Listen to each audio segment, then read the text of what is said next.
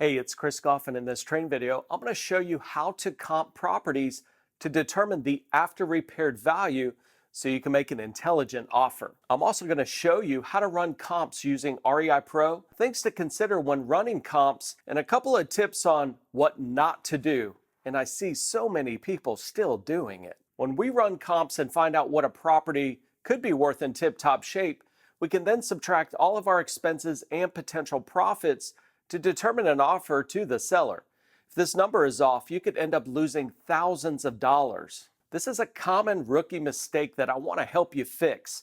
Now, if you haven't already subscribed, do so now and be sure to click that notification bell so you can be notified when I release a new video. So what are comps? Comparable sales are properties that have sold and are comparable to your subject property. So where do you get comps? Now, I personally use REI Pro software because not only does it have all MLS sold prices, but all for sale by owner sales. You get the best of both worlds. Of course, if you have access to an agent that can supply you this information, you could use them. But just keep in mind that this would only include MLS comps, not for sale by owner comps. So the comps give us that after repaired value, which we're then going to use to determine our offer and give us an idea of what this home could sell for once we fix it up and put it in tip-top shape. So if you're looking for a complete software solution for your real estate investing business and need sold comps, REI Pro is the way to go. I'll leave a link in the description. So our goal as a real estate investor, right? What is that goal when running comps? Well, the importance of a good after repaired value cannot be stressed enough. Before you can make an intelligent offer, you must have a really good idea of how much you could resell, rent, or option the property for. As the old saying goes, you make your money when you buy and you realize your profit when you sell. So it's very important to take in these sold comps that are comparable so we can understand exactly what that after repaired value will be. Now, your ultimate goal when running comps is to determine the average cost per square foot sold. This average cost per square foot is then multiplied by the total square feet of your subject property to determine the after repaired value, meaning what the home should sell for after all repairs have been made. Let's look at this example because I see a lot of investors make this one big mistake. So as you know, every street is going to have that smaller home, and there's always going to be that bigger home on the same street, right? Not every house is built the same size, nor is it going to have all the amenities and things of that nature. But in this example, you can see to the left here, this property sold for $100,000. It's 1,000 square feet. And if you divide those two numbers, it sold for $100 per square foot. Now, if you take a little bit bigger house on the same street, it sold for $140,000 because it was 1,500 square feet. If you divide those two numbers, that equals $93 per square foot. And again, we're not talking about amenities. This one had a fenced-in backyard, pool, granite countertops, and all that. So let's just forget about amenities for a second. As you can see, the bigger house sold for less per square foot than the smaller house. And the reason being is in real estate, we're trying to find that happy middle. What is that average? So you have the small house that sold more per square foot. It's because the bigger home is increasing the value, where the smaller home is decreasing the value of that bigger home, just to find that happy middle. So if we average those two out, we get $96.5 per square foot. This is exactly what we're looking for. And then I would take that number and multiply it by the square footage of my subject property. Now, here's where a lot of investors really fail at this. You know, we're always trying to get that after repaired value as high as possible. And a lot of times they'll take these smaller homes that are smaller than their subject property homes and use that larger dollar amount, that larger cost per square foot. And if you only use those numbers, you're going to overinflate your after repaired value. So if you found a buyer that would even entertain that particular value, it may not actually get appraised. And again, that's why it's so important that we average these comps out. Now, although I'm only using two properties, this example is really to show you that, yeah, I sold it for more. The bigger house was valued more because there was more square feet, but the cost per square foot actually went down. Whereas the smaller property, sold for less, but the cost per square footage actually is higher. And again, that's because we're trying to average everything out. Now, when running comparable sales, obviously there's a lot of things that we need to consider. Number one is the property type. A single family home is not a condo. A condo is not a mobile home. So we want to make sure that we're working with and only looking at similar property types. Next is the sold date. We don't want to go back 3 years ago and say it sold, at this price. We want recent sold dates. Now, I will say there are going to be times where, maybe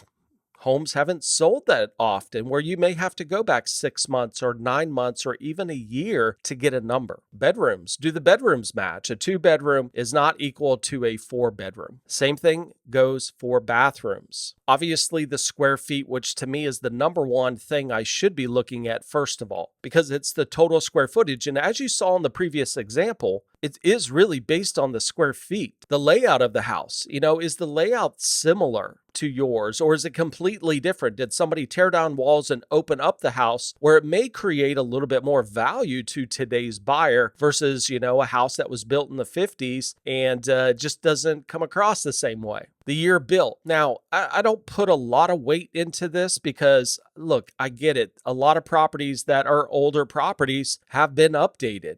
They're back into that, 2022 year. So I do put some weight on it, but not a ton of weight. Distance from the subject property. The further you go away from your subject property, the more likely you're going to jump into a different neighborhood. And that neighborhood could be completely different. So again, we want to try to get properties that are close to the subject property. And again, neighborhoods change all the time. If you go on that side of the street, that neighborhood is completely different if you're on this side of the street. Condition of the property, right? So we want to look at comps that are in tip-top shape because we're trying to figure out what our property would be worth in tip-top shape after all repairs have been made. Obviously, special features, amenities, things of that nature that you may have in this house, but not in that house. And that will all, we need to take that in consideration when we're running comps. And schools, think about that. There are families that are like, no, we can't live in that area because of the school. Like they want their kid in this particular school system. So all of these things to consider are going to have a direct impact on the value of this property. Now, let me tell you what not to do. The first thing is use current listings. This could be a property that is listed with an agent or listed for sale by owner. Now, comps are not what people are asking for properties. Doesn't matter what someone asks for their home if it doesn't sell for that price. Most of the time, buyers will negotiate this price, so it's very rare the seller would get what they're actually asking for, unless you're in one of those hot markets where things are selling for more than asking price. But it still hasn't sold, so you are still taking a gamble, and that gamble could cost you a lot of money. Next is to use pending sales. Again, has it sold? No. You will see a lot of properties go pending but never sell, or the price could change, and therefore you can't rely on pending sales. At the end of the day, did someone buy a property? If so, then it's a comp you can use because this is what someone is willing to pay for a property and it's documented. Banks, hard money lenders, private money, and just about everyone out there will not loan anyone money without running sold comps. So when you're running comps, you should look at what has sold. Otherwise, it's wrong. It's not a comp and could cost you a lot of money in mistakes. Because if your after repaired value is wrong, your offer analysis will be wrong and you'll pay too much for the property. Now let's jump into REI Pro and run comparable sales on a property and explain all the details and what to look for. So here I'm looking at a property I've saved in REI Pro in our comps section. The first thing you'll see is a map because I want to see all of the homes that have sold nearby and exactly where they're located. You don't want to use comps that are miles away and in different neighborhoods because they wouldn't be comparable. Now, if you live in a rural area, you may have to. Now, it would be great if you could select 4 to 5 properties that have sold and are similar to the subject property. We also have a filter button, which is great to narrow down your search criteria. So I know that I have a single family home, so I'm going to definitely uncheck all these other types of properties and submit that search. The first thing I want to explain is that you can see that this first property has recently sold through the MLS. Now, the great thing about the MLS is that it's in real time. We get updated twice daily. Now, once the county has released the sold information to us, we remove the recent MLS sale flag because we know it's recorded. Now, some counties report this daily, could be weekly or even monthly. So having the MLS updated twice a day makes our job so much easier because you can't wait until a month later down the road to run comps. Now let's review how to read these comps. So here at the top, we're going to see our subject property, which is 717 Northwest 4th Avenue. Now we don't have a sale or a sold price here, but we do have an actual date here. Now this is coming straight from the county recorder's office. And as you know, the county recorders and tax assessors aren't always perfect. So now if you want to manually add a comp, you could do that right below. Now below all this, you're going to see A, B, C, D, E, F, G, and all the letters. Now this is definitely going to correspond to the pin markers that are on the map. This is going to give you an idea as far as location, where they're located. And as you can see, some of these properties are located across, maybe a highway or even potentially a major interstate. Now as we scroll down, you can see that letter number A is a recent MLS sale. So you can see the property address. Now keep in mind, these are all properties that have sold. So these are not active, they're not pending sales. These are actually sold properties. Now to the right of the address, you're going to see this little icon here. And this is great because it's going to open up another tab in your browser where it gives you an opportunity to see the condition. A lot of times Zillow and other resources out there will put pictures online because you need to understand the condition of the property. Was this property in tip-top shape when it sold for $335,000, right? So we want to compare properties that are going to be in that tip-top shape. Over to the right is the sold date. So we know this property just recently sold at the end of the year here. We can see the bedrooms, bathrooms, square footage. To me, this is the first thing that you want to compare. This property is 1,334 square feet. Our subject property is 1,110 square feet. So just a couple hundred square feet off. I would say this is within reason versus a property that's 728, or even a property as we scroll down here, we get into like 1,500 square feet, 1,600 square feet, or even the 576. These to me are not very comparable. So again, we want to make sure that our square footage is going to be similar, okay? Next, we're going to have the year built. We're also going to have the price per square foot that it sold at, and then the distance from the subject property. Again, using the map and then obviously having the exact mileage is very good. Sometimes it's very difficult to see exactly how far it is on a map. So again, comparable sales means exactly that. We are looking for properties that are similar to our subject property. So as we know, our subject property is a 3-bedroom, 2-bath, 1,100 square feet. That's kind of the first things that I'm looking at. So I know this comp here, this 3.2, it's 1,334, not exact square footage, but it's fairly close. And if you look at the year here, we're dead on. And obviously being that it's letter A is the closest to this property. Now all I want to do is just actually select that one.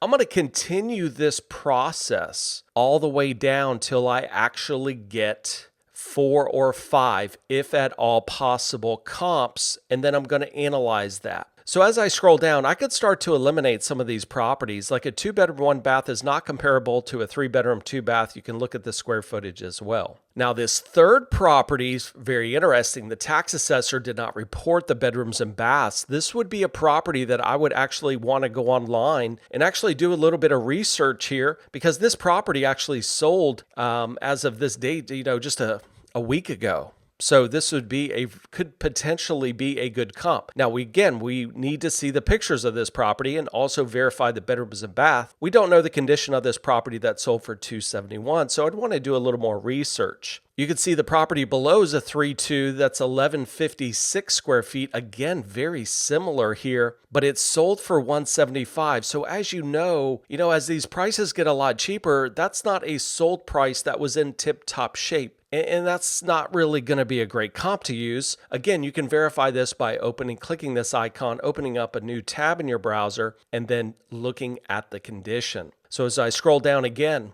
this 120 here, which would be letter E, so 255 sold, 6 months ago. It's a 3-bedroom, 2-bath. Again, pretty comparable with the square footage. Now, obviously, the year built is going to be very off. Again, I would want to verify, what does this house look like? I could do that just by opening up a new tab in the browser, but that could be a potential. And for example purposes, without, taking an hour-long video here, I'm just going to go ahead and select that. I'm also going to go back and select C and just say that this was a 3-bedroom, 2-bath as well. Again, you'd want to research all of this. I'm going to keep scrolling down until I can find more comparable properties. So if I scroll down here to what's that? Sold for $289.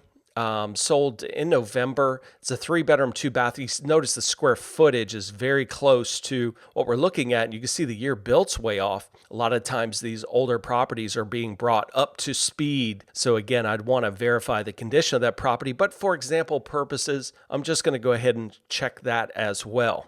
And you could keep going. Right? So I think our main goal is to get 4 or 5. Now, once I'm done, all I have to do is come up here and click this calculate ARV button. And that's going to give me, you can see all the way over to the right here, the after repaired value. And this is going to take that, averaged out cost per square foot. Now, you may not be using some of these comps. Again, we want to really look at the condition of these properties, do it just to take a little bit of extra time because, you could be $10,000 off on your analysis here and that could come out of your pocket. So we definitely want to fine tune this and make sure that, hey, this is a good number to use. Now, once I have this after repaired value, I can then move into my offer formula and actually determine an offer to the seller. And again, this would be the number if I were to fix up this property, rehab it, and turn around and sell it to a qualified buyer. This is what it should sell for based on what has sold previously that is similar. This is how you run comps to determine your after repaired value. Hey, thanks for watching, and be sure to smash that like button, subscribe, and click the notification bell. If you haven't already, jump over to my channel because I have a lot of in-depth training videos on various strategies, along with some tips and tricks that can make you thousands.